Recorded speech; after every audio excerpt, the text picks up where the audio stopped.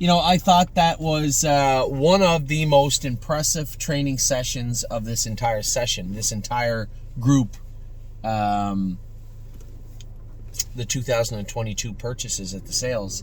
This was one of the most impressive days, was today. Now, the horse has been going great in Ontario, and it's hard to separate, but two very, very different facilities, very different tracks. Some of the horses at different levels of work, right? A lot of these Ohio breds were bought almost 6-7 weeks before Harrisburg.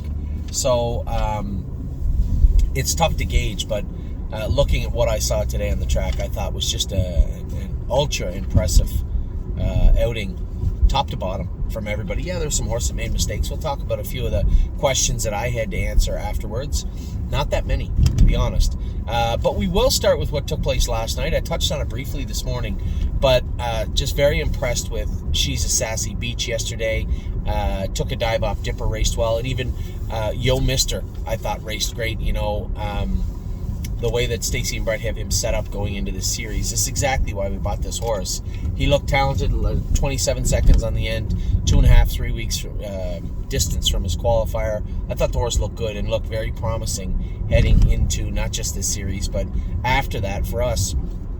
This being National Women's Day today, I believe, if I'm not mistaken. I want to take the time to,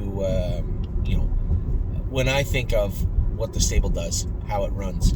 We have Wendy, who is an artery of the stable, absolutely vital. And then I look at Kelly Spencer, again, an artery of the stable. My wife, obviously I'm biased, but my wife seemingly works like 5 jobs. She does the work of 3 people, raises her kids with me, but does the bulk of the work, that. And you stay sane. That in itself is a job around me and around the stable. So, and all of our caretakers and affiliate trainers, as I said, Stacy did a great job with Yo Mister, having him prepared. Although he didn't get money last night, the horse looked great, and it did not go unnoticed. And then Megan yesterday, I had to give Megan props. I said, that was a great job finding that class for that horse. This is what we try to do at the stable, and Megan just went out, just did it. Took her away from the Meadowlands, won at the Meadowlands, said, okay, now we're going to go to Saratoga because there's an easy class there, won that race. That is what you need, somebody that sees the field, right? And just a tremendous job by her and by Stacy getting those horses ready. All of our caretakers, Lauren and Sarah are still there, and even Jen, one of our new employees, still there putting the horses away as I was leaving today. Smiles on their faces, not beat down. You get there and you see that. I got there this morning. I was there at 8 o'clock or 8:15, and a long day ahead, but everybody was eager to get at it. As overwhelming as it can be sometimes, everybody was eager to get at it. And then you look at our caretakers, Cindy, who works her butt off too, get injured the other day shipping a horse, and looking to get back to work, and works her butt off. Michelle, poor Cindy here in Ohio too. Cindy Goldwater, just so many. Carrie, and just so many people. Can't not talk about Emily, who works for Mario, works her butt off for Mario, and Deb Tonkin also. So when you look at our lineup, Teresa, keep remembering all these people. I think we only have women working for us by the sounds of things. Just really put a lot of care and effort into their job, and it doesn't go unnoticed. I can assure you of that. So thank you all very, very much for that. Now, getting to today, I had some questions after. Somebody had asked, Antilles Hanover hasn't really shown, I'm paraphrasing here, hasn't really shown a lot of pop speed on the end of the mile, hasn't really impressed that much. What kind of horse do you think he is? I'm not going to fall into that trap. I'm not going for that this year with the what kind of horse is he, and I'm going to tell you why. Because no one has ever looked worse than Austral Hanover did. I say it over and over and over again. He looked horrid last year. No speed. How about no gait? All he do was run all last year, and the horse just went out and looked like a monster last year racing. So this whole first week of March, hey, my horse doesn't show me a lot of speed, or I don't see him picking up horses on the end of the mile. Don't worry about any of that. We're putting the work into them. Every day they go on the track for us and train. It's educational. You can be sure of that. They're learning all about the races. And training miles or any miles of any kind, Austral Hanover headed into his stake season. in July a maiden. The first time he ever beat horses in any setting was in his qualifier for Mario. So you don't have to worry about Antilles Hanover. He's got a good work ethic. He's got a good attitude, and we'll get him there. Don't worry about Antilles Hanover. Arson, somebody said he was back a little bit in the last turn. Looks like he finished up, but didn't really take a run at anybody. Again, Arson has been doing great things. I know when I went with him his last 2 or 3 times, I think it goes without saying, I myself had a good day today, which is good, but it also means that I don't need to go with those horses now for a little while. I know that Joel, I'm sure, wants me to go Sweeney, and I'll try and go Sweeney, but there are some horses that I want to focus on. I told you I trained Widespread Panic in between sets. I liked what I saw, but still very rough around the edges. This is a horse, he's got a narrow chest, so we have to put as much weight on him as we can. He'll touch a knee, he'll touch a shin, he'll touch himself behind, but he's eager to do his work, sometimes a little too eager, and that's what's led to those breaks. Now we have to get him working. Full throttle, full speed ahead, and all the confidence he can have. And that just takes repetition, right? Train, and then they start getting confident with themselves. They start putting the muscle on in the places they need it. They start feeling a little more comfortable on the track. And then you see the horses start to come forward. We saw it this week. Now, you didn't see it because we didn't drone yesterday. We will on Tuesday, by the way. That was another question. Ready for Landing was impressive.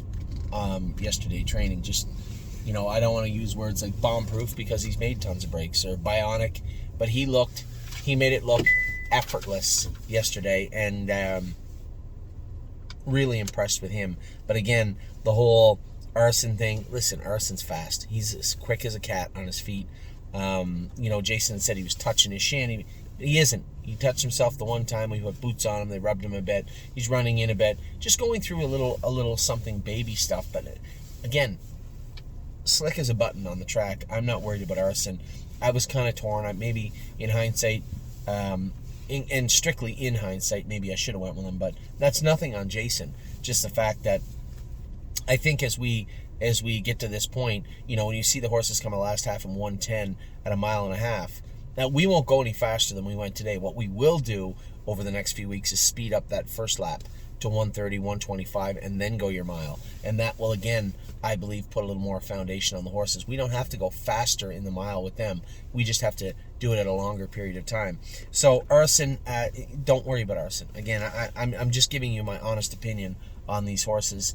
I didn't see any concerns, even the break from Paycheck Princess. She lost a shoe. Now, I couldn't see where the shoe came off, and I don't know whether she grabbed a shoe and made a break, or made a break and grabbed a shoe. The old chicken and the egg thing, but I don't know what she did, but was pacing fine up until that point. I think it's time that I have to start going with Paycheck Princess a little bit, just because I want to get a feel for her also. I can tell you the one thing I noticed about her: she lays into her head check hard. That's going to come to an end. We'll get a Crit Davis in her mouth and see if she lays into that. The answer to that is no, she will not. Need to get her head a little more stable, not have her laying on her head check, focusing on the track ahead of her and the horses ahead of her. Her hobbles looked okay today. They're pulling ripping her shoe off. It's not the end of the world. I took the bell boots off her before she went out. Maybe I shouldn't have done that. That's on me. But I just need to get her moving forward. Tons of speed. Just need to show up now. No Chance in Hill. Anthony, why'd you move him in such a manner and then end up fourth? Well, that's a good question. I answered it after the set. I could see what was taking place. We wanted all the movement from the horses today, and I could see when the music ended, that Brody was going to be on front or first over. Well, Born to Dance has looked at those shadows in the last turn, right? And he goes over them jogging now. He's behaved, but that's not to say that if he's going at training speed, he wouldn't leap over them, and I didn't want to see him do that. So I could see what was taking place at the half, and that's why I put No Chance in Hill in gear, and that's why I sat too wide so that Brody was right on my helmet as we went over those shadows, and there was no problem after that. Now at that point, Oh Snap You had come back on. Jason was coming with Gypsy Hill. Little equipment needed with Gypsy Hill also. Gonna have a tie down on him, ear hood on him also. I told Jason, I said, I hate when the horses are back like that. I want them, and I've said this a million times, nose to helmet. Every single horse that we're training. And this guy could see what he was doing. He'd get up close to somebody, he'd throw his head again, and then Jason would grab a hold of him, he'd throw his head even more. Going to get his mouth checked also. I think we'll put a rubber bit in his mouth. But no chance in hell you could see what I was doing. I was just trying to cover Brody up. And then we got to head of lane. Yeah, I mean, he can trot with those horses, but he can't out-trot Oh Snap You when she's got the momentum. He can't out-trot Gypsy Hill when he's got the momentum. And I didn't want to put him on the run as we got into the turn after. He just got in a little bit and made a break. He's such a sweet horse. He's got one of the slickest gaits of any of the horses we have. No chance in hell. I think we're going to have a lot of fun with this guy. Now, the running in and the running out, almost certainly his knees. So again, put a little blister on his knees. Go easy with him. I didn't want to stretch him too bad today and ended up having to down the backstretch. But he did his work well, finished up his mile well, coming good last half and did everything right. Green Tea, somebody had asked, obviously they don't own any of the horse because Dr. Rucker owns all of Green Tea. You can see him throwing his head. Another, got to get that tie down on him. So we're going to put a brain cord and a stiff tie down. So the tie down he had on today was elastic. You can see him throwing his head, and it wasn't even really that tight. The one we're going to put on him will be a stiff material. There'll be no stretch to it, and what's called a brain cord. So it's like a clothesline. It goes behind their ears, over their nose, just the tension points where if they throw their head, it can catch them. So we're going to tighten him down so he can't get away with throwing his head anymore. That's all that he did there. Why was he doing it? Listen, we could talk for hours about why horses do things. It's like asking me why my toddler, why Addie did something. I don't know. She's a kid. That's why. So, Green Tea, it's an easy fix, though. Lover's Play, somebody said he looked lame behind, off behind. I'm not going to use the word lame, right? These are babies. They go through growth spurts. And, Kate had said, I understand the horse thaws out better, but, is there an issue? Has she been fluoroscoped? No, she hasn't been fluoroscoped. I don't find an issue with the filly. When I went with her, she was fine. Is she due to be shod? Possibly. She has been Baycox probably in about 3 weeks. She needs to be done again. And she does need to be thawed out. And I could tell in the warm-up, she was getting a little warm on Jason, so he just tried to keep her quiet. I'm not a big fan of that. If they're going to get warm and get rowdy, put a snake cord on them.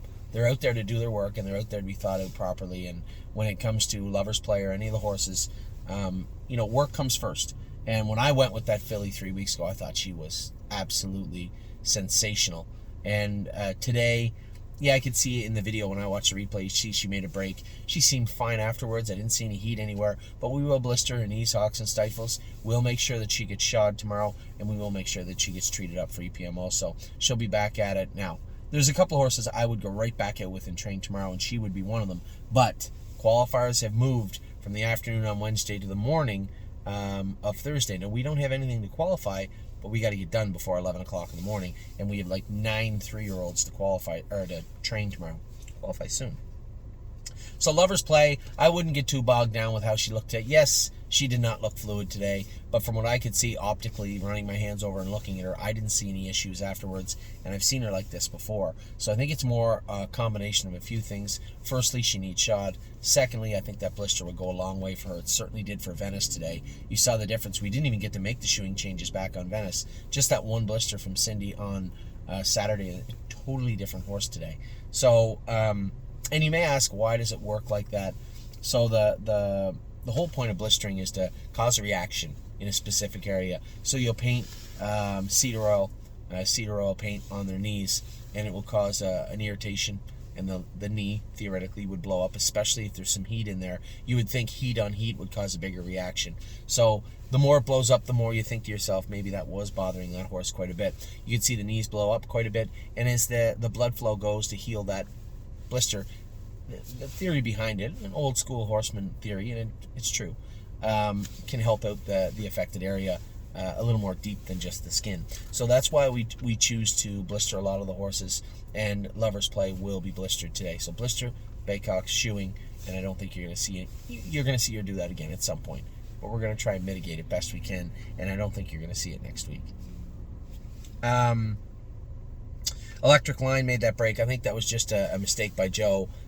He catches you off guard. He'll let you think that you can overextend him, and you can't. He's got a little sesamoiditis in his hind sesamoids. He trained great free-legged the other day, but we were finishing up pretty hard, and he went to let him pace with us. And I told him, I said, you have to keep him wrapped all the way through the wire. Down by the wire is where you'll see him make it. Now, why does he do that? That is a great question. Is it a mental thing? The race, the training set's almost over. It's almost over, and he doesn't quite get there.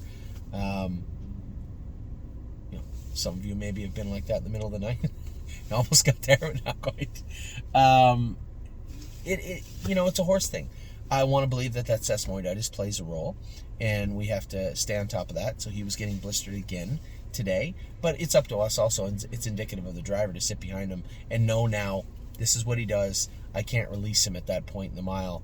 Now at some point we're going to have to. He's going to have to be at top speed at the wire. He's going to be a pretty useless animal, and I suspect he will. He's got a pretty fluid gait, and I think all of the stuff that he was going through will dissipate. Maybe he pulls hobbles in a little bit. He runs out at that point too. Do we put a Murphy blind on the outside? There's a number of things we can try, and you can be sure maybe a number of combinations will stop him from doing that. But first and foremost, we're the stewards sitting behind them, and we have to keep them wrapped up. And in fairness to Joe, he didn't know the horse. It's one thing for me to say, hey, watch him down by the wire, which I did, but it's another thing to experience that in that way. Either way, we'll get him sorted. Sweeney was amazing. Somebody said, geez, you worked him pretty hard today. Yes, I worked him hard. I told everybody this is a big, strong animal, and he is going to be ready to rock when the stakes come. Man, for a horse that was literally terrified of the barn itself, we couldn't get him in his stall when he first arrived at the barn. He was so scared of everything. To have that horse turn into a horse that could move and sit, move and sit, move and sit in that way, that effectively in a training set, and then sprint to the wire. That filly was coming 100, and I turned him back on halfway down the lane and gone down the lane, through the turn into the backstretch. That's focus. That's understanding your workload and sheer focus. So Sweeney's come a long, long way, and not many horses looked as impressive as him today. He was awesome. And then a number of people asked and answered what happened with the last set. That was my fault. I was paying attention to runners on the track and not wanting it in everybody's way, focusing on the filly. And when we started our mile, I didn't realize that we had gone one lap. You'd think I could count to 3. So we're coming to the half. I thought we were starting at that point. I'm like, geez, Eric's going lots to start the mile. Maybe if I stay back 5 lengths, he'll slow down. And then as Daryl got to me, Daryl said, what's going on here? I said, I think Eric thinks we're going by the half. And he goes, yeah, we are going by the half. Oh, yeah, no, that's on me. That's my fault. The fact that he was able to stop up Sedona and start her right back up was pretty awesome. She was very good last week and even better today. So Sedona Hill was great. Irresistible Sun appears to be a monster. He really, really looks good and looked very, very strong today. And again, the focus to clear, and then the other horse come back on, fight her off, and then take off again down lane. We were smoking halfway down the lane. I'm Fancy Like was flying on the end of it, and I don't think I got to Irresistible Sun. He was exceptionally good today. So the last set, snafu, that was on me. My fault. Simply put, I had trouble counting to 3 today. Sorry about that. But the horses look very good in the set too. Not many horses I had any concerns with today, and all of them are all fixable. I would say a quick glance through the videos real quick. I just went set by set horses that stood out that I thought were impressive today. Goldbug Hanover looked absolutely great. Took the knee boots off her, took the hobbles off her, let her head down. She is really, really strong right now. Cowboy by the Sea and Venice Blue Chip and Affection in the second set I thought were very good. The way that Cowboy sprinted down the inside to win was awesome. Venice Blue Chip flying on the outside, and Affection, a trotter, was still in the middle attacking, and all 3 of those horses really don't care. If you look at where she was, and Jason's got to stop doing this, and he's just trying to be careful with the horses, but he gets himself out of the training sets. I want the horses nose to helmet and really don't care. Gypsy Hill, I understood he was just trying to be safe. Even Victory Blue Chip, the first lap around, trying to be safe. I get it. I get that. But the horses are out there to train, and they're not learning anything when they're back a little bit. Really don't care was quite a ways back, and then just come with this huge rush. Looked fantastic also. And again, Jason did a good job with her in the last 3/8 of the mile. Just need to have her in a better working position throughout the mile. So really don't care. Affection, Venice Blue Chip, Cowboy, almost everybody in that entire set. Even Arson was good, and Paycheck Princess ripped that shoe off. I'm going to be forced to give her a mulligan. I think next time you're probably going to see me go with Paycheck Princess. Cowboy was just so good. And then the Oh Snap You and Gypsy Hill were Oh Snap You, Gypsy Hill, and Memory and Imagination were just so impressive in the third set. Gypsy was flying on the outside, but Oh Snap Buford to fight everybody off and take off down the lane and hold on to win. She didn't hold on to win. She was actually drawing out as she got to the wire. She was impressive in memory and imagination, was weaving through behind, and he was great also. Sweeney was super impressive. So was, I said super again.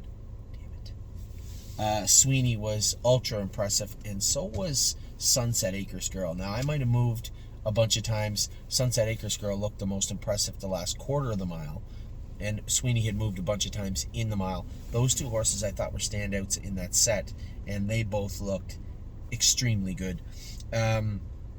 Alibaba, the Illinois filly, looked great, and Pull the Shoes just got by her at the wire. So happy with her. If you watch her down lane, you got to watch her. And she's watching herself, which I like. She wanted to sprint away from them, but then caught herself, and allowed me to kind of cinch her up a little bit. Allowed me just to kind of sew her up down by the wire, and she caught herself and then took off again. And that's intelligence. That's understanding. That's focusing. And she didn't do that. Outside of the last 3 sets, it was just raw power, overpower the horses, trot hard, make breaks, and that isn't what we're looking for. We're looking for the whole package. I don't care what kind of horse you are. Even if you're not that great, show me your best. Show me your best attributes and your worst. We'll work on the worst, try and cultivate the best, and turn you into the best horse we can. And Pull the Shoes is allowing me to do that. And today was some of the fruits of our labor in that regard. She was exceptionally good, and so was Alibaba. Looked great. You know, Alibaba and AC Swan both look good today. Those are our only 2 fillies heading to Illinois for the summer of 2023, and it looks like we'll be well represented, at least this far. And then the last set, yes, I screwed it up. But how good did Irresistible Sun look? Unbelievable. Man, he's strong. I'm Fancy Likes just as, Gary McDonald used to say, just as handy as a shirt pocket. Which, I don't really know. It sounded good at the time. But she's a very nice filly. And Sedona Hill, just no quit in her. She's all fight, and she's getting better. Straightening up in the jog card, not getting on a line as much. Eric's been doing a great job with a lot of those horses, and I've been having conversations with Eric Adelon about going to Oak Grove, for us at some point in the next little while. You know, we have a number of 2-year-olds that we will start some of them at Oak Grove for sure. We have some 3-year-olds that might be heading down there, and I would like to send an open pacer and trotter down there. I just don't know who yet.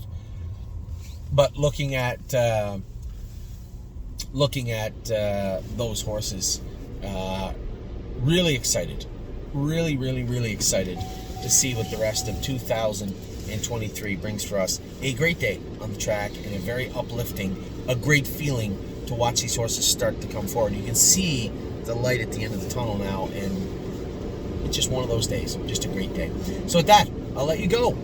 Hope you guys had a great day. If you didn't have a great day watching watching the training sets, then something's wrong with you, because it was a great day at Northfield Park. Tuesday will be the drone for Ontario. We'll get at that. I'll get the sets done for you today and sent out at some point. They'll be up today anyway. And then I'm off to Michigan Friday, Saturday, so there won't be a whole lot of talk about babies this weekend, as I'll be in Michigan. As you can see, I'm getting a car wash.